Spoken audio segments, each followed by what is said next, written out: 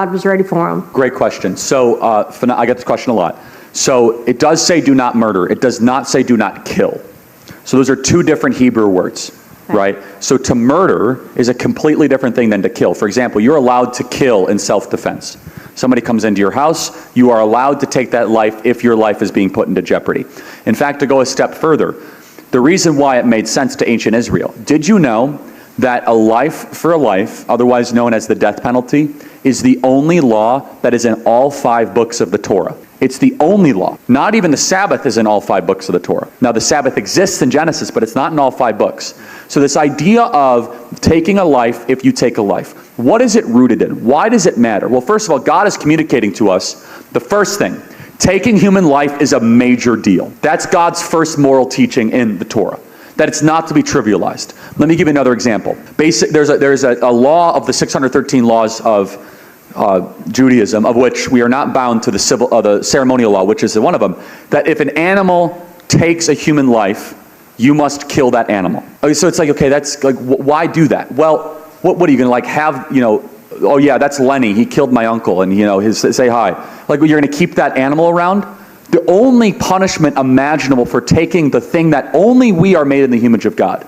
So if you take another image bearer's life, what could possibly be a just punishment for that? Well, according to the economy of God, it's that your life must also be taken. And according to scriptural theology, we are not taking that person's life. When you take another person's life, you already took your own life. I want you to think about that. If someone were to murder Alex or murder me, they already murdered themselves in that action. They already bestowed the punishment upon themselves. We are simply completing the task.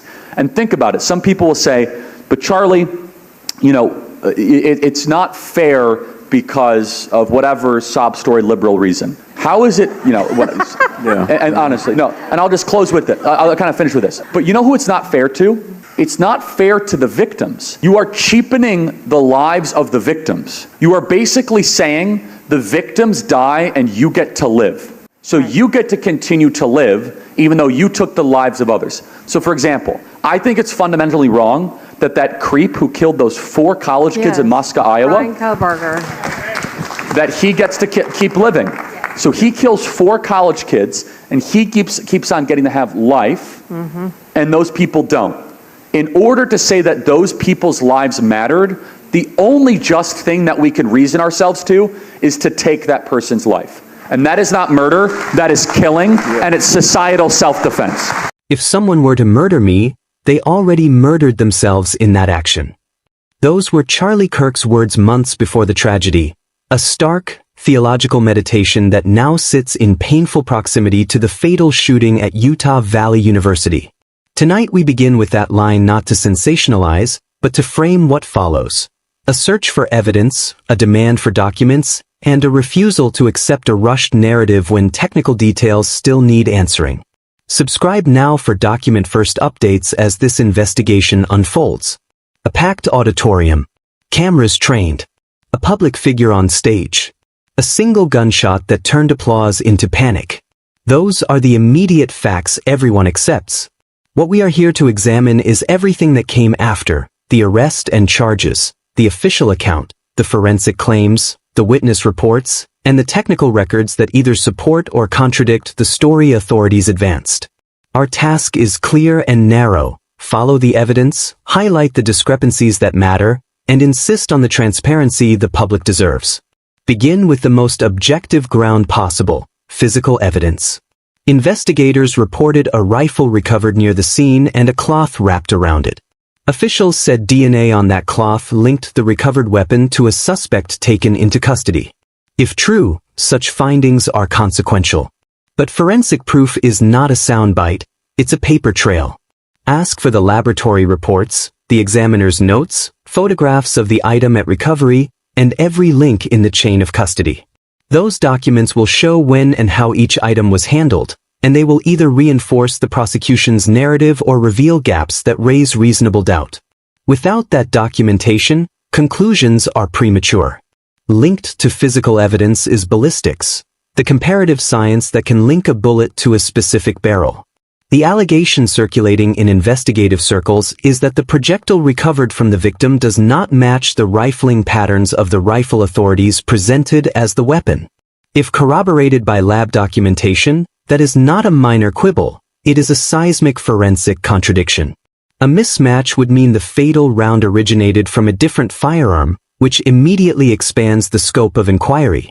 That is why we must see the ballistics comparison images, the test fire procedure, and the analyst's written conclusion. The image plates and method notes will show whether the comparison was conclusive, tentative, or flawed. Trajectory is equally central. A medical examiner's autopsy report contains diagrams of entry and exit wounds, measurements, and descriptions of the victim's orientation at the time of injury. If the autopsy indicates an entry path inconsistent with a downward shot from a rooftop, for example, a roughly level entry or an angle suggesting a lateral origin, it challenges the basic geometry of the official account. Reconciling trajectory with scene geometry requires a 3D reconstruction, camera coordinates, distances, and a mapping of the victim's posture. Demand those diagrams. They determine where a shooter could have been standing, and that result changes everything. Witness testimony is messy, emotional, and vital. In the moments after gunfire, the human brain misprocesses. Sounds echo, lights flash, and memories pure in their feeling can be unreliable in detail. But when multiple independent witnesses, positioned around a venue, report similar anomalies, flash from the side, movement through the crowd, or a shadow on a rooftop, their accounts become data. That data must be mapped to camera frames, shell casing locations, and ballistic trajectories. The investigative record should include signed witness statements with precise seating coordinates and time stamps. That is how testimony moves from noise to corroboration. Sound analysis can settle disputes the human ear cannot. Multi-source audio analysis, comparing arrival times across microphones, isolating spectral signatures, and accounting for echo patterns, can reveal the number of distinct muzzle blasts and approximate bearings. If investigators performed acoustic triangulation, the results are essential. They either confirm a single elevated source or indicate multiple origin points. If no acoustic analysis exists, independent specialists should be allowed to review raw audio under protective conditions. This is technical work, but it resolves the central forensic conflict in many shooting cases. Digital traces are the modern equivalent of footprints. Phone GPS logs, cell tower handoffs, Wi-Fi association records, and message metadata can place devices within minutes of activity. Reports suggest the prosecution relied in part on digital signals in building its case. Conversely, reports also claim device records could place the named suspect away from the scene at the time of the fatal shot. Those are extraordinary claims that must be tested with raw call detail records, authenticated GPS logs, and verified server timestamps. Call detail records provide tower IDs and times. Experts can interpret the likely coverage radius. GPS logs can be precise, if authenticated. Those data points are not infallible, but they are testable and auditable. They should be part of any public accounting. Another matter that demands urgent scrutiny is surveillance footage. In this case, a feed capable of viewing adjacent rooftops reportedly went offline at the critical moment. Investigators said the outage was a technical glitch. Cameras fail, drives crash, and network connections drop, all plausible. But this is litigation-grade scrutiny territory. Camera system logs, vendor maintenance reports, and server event timestamps will show whether the outage was coincidental or caused by human action. Administrative access logs will show which accounts connected around the time of the failure. Those are simple technical records. Transparency here is not optional, it is essential. The chain of custody for every piece of evidence must be watertight. Each transfer, from recovery to a locker to a forensic bench, needs signature, timestamp, and seal. A gap in the chain invites doubt. If the rifle and cloth were announced quickly in press briefings, the public must be able to see whether those items were logged properly, photographed at the point of recovery, and handled in sealed packaging. If that paperwork is intact, it strengthens the forensic claims. If there are gaps, defense counsel will rightly challenge admissibility. That is the system's safety valve. We must talk about prosecutorial posture. In high-profile incidents, prosecutors sometimes feel public pressure to present definitive narratives. A swift arrest and forceful public statements calm a frightened public. But the prosecutor's ethical duty is to pursue truth, not headlines. If forensic reports are incomplete or contain unresolved contradictions, charging decisions should reflect that uncertainty. Seeking the most severe penalties should follow rigorous, corroborated evidence. That means prosecutors should be ready to explain why they proceeded, what documents support their narrative, and how any apparent contradictions were addressed. Public trust depends on that explanation. Now consider motive and context. Charlie Kirk's recorded words about murder and retributive justice were not a statement of actionable threat, but they were context, a contribution to a public persona that drew hostility. Investigators should compile any threats received before the event, records of complaints, and any proactive security measures requested. If credible threats existed and were not acted upon, that is a procedural failure to be remedied. If no reliable threats were identified, that is also important to know. Motive investigations require thorough searches of messages, posts, purchases, and communications that might reveal planning. Those traces should be gathered lawfully and analyzed by experts. A curious and critical point reported in some circles is that another individual was briefly detained and released without public documentation. If true, that is not casual, it is a lead. Law enforcement maintains logs of detentions and interviews. Those logs should exist and be produced, at least in redacted form if safety requires it. Was the released person cleared because evidence exculpated them? Or was there a failure to record the interaction? Either explanation warrants transparency. Undocumented stops undermine the evidentiary record and erode public confidence. Defense strategy can look puzzling from the outside. In this case, the defense reportedly sought mental evaluations at a time when forensic inconsistencies were being raised. Defense teams make choices based on legal calculus. Sometimes they pursue mitigation rather than a public forensic battle. But the public will rightly ask why alleged technical exculpatory evidence was not litigated aggressively. Court filings and motions should reveal the defense's reasoning. Those filings are public documents in many jurisdictions, and they will provide insight into trial strategy and possibly into external pressures, if any existed. Let us be clear about standards. Allegations of mismatch or malfeasance are serious and must be framed carefully. When we say a bullet did not match a rifle, that must be supported by a laboratory report where the examiner explains methodology and degree of certainty. When we say a phone was elsewhere, that must be supported by raw call detail records and GPS metadata authenticated by telecom experts. When we say a camera went dark, that must be supported by vendor logs and administrative access records. Words matter. Courts and truth demand documents. What should investigators release to rebuild public confidence and to allow independent verification?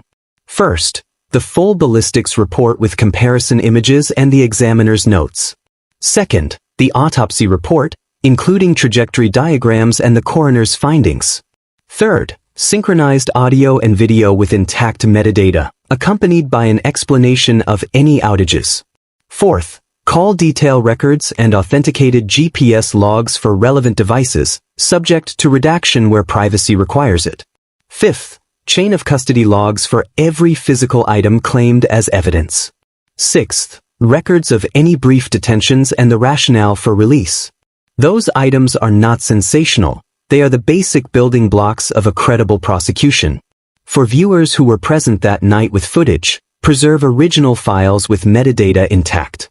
Do not upload compressed clips that strip timestamps. Export original files and store backups. Contact investigators or a verified investigative newsroom that accepts metadata intact transfers. Those original files are often the most decisive form of corroboration. For journalists and independent experts, demand access under protective orders if necessary. Review ballistics images, examine autopsy diagrams, and test acoustic analyses. Independent experts can either validate or challenge official findings, and that independent validation is how public confidence is regained, not by repetition of headlines but by methodical review. We must also reflect on the moral context Charlie articulated. His theological framing argued that murder destroys the murderer's own life in a moral sense, a view rooted in a particular interpretation of Scripture and a stark sense of retributive justice. That idea has consequences for public sentiment. It can stoke calls for severe punishment. But the legal system must translate moral fury into evidence-based decisions. If the public demands harsh penalties, prosecutors must meet that demand with rigorous proof. Moral clarity without legal certainty is not justice. It is a spectacle. This is not merely an academic exercise. People's lives are at stake. The victim's family needs a thorough, defensible accounting of what happened. The accused has rights and should be tried based on solid, admissible evidence. Society needs confidence that institutions pursue truth rather than narratives that soothe immediate anxiety. Those duties compound in cases that attract national attention. As documents are filed and evidence becomes public, our work will be to explain. We will parse ballistics plates and explain rifling patterns. We will walk viewers through autopsy diagrams and show how trajectories are reconstructed. We will demystify acoustic triangulation and show what it can and cannot reveal. We will lay out call detail records and explain the limits of cell tower location data.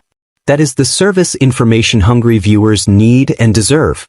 Until the public record is complete, the responsible posture is to withhold final judgment. Skepticism is not cynicism here. It is a demand for method. When an investigation is rushed to a tidy interruption, the risk of error is real.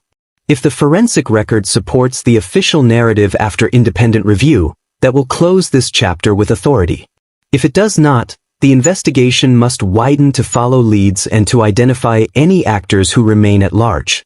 Charlie Kirk's words about murder, about moral consequence and retributive logic, provide a solemn frame for this inquiry. They do not provide evidence. They do provide a moral argument that, for many, justified the harshest penalties. But in a system that must be both moral and constitutional, penalties follow proof. Insist on the documents. Demand the ballistics plates, the autopsy diagrams, the camera logs, the call records, and the chain of custody paperwork. Let independent experts review them. Let courts adjudicate them. The tragedy at Utah Valley University demands both empathy and rigor. For the family, for the campus, and for the public, the only path to real closure is truth, verified, documented, and explained. That truth will not be found in a single evening's headlines. It will be found in lab reports, in synchronized footage, and in the patient, forensic work that follows where evidence leads.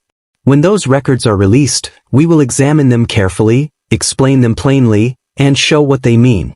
Until then, their absence is a call to action, to demand transparency, to preserve original evidence if you have it, and to insist that justice be more than a story told in headlines. We will continue to follow this case document by document, expert by expert, and fact by fact. Keep the conversation grounded in evidence. Protect the dignity of the victim. Protect the rights of the accused. And above all, demand that institutions give the public the documents necessary to know what really happened. Thank you for listening.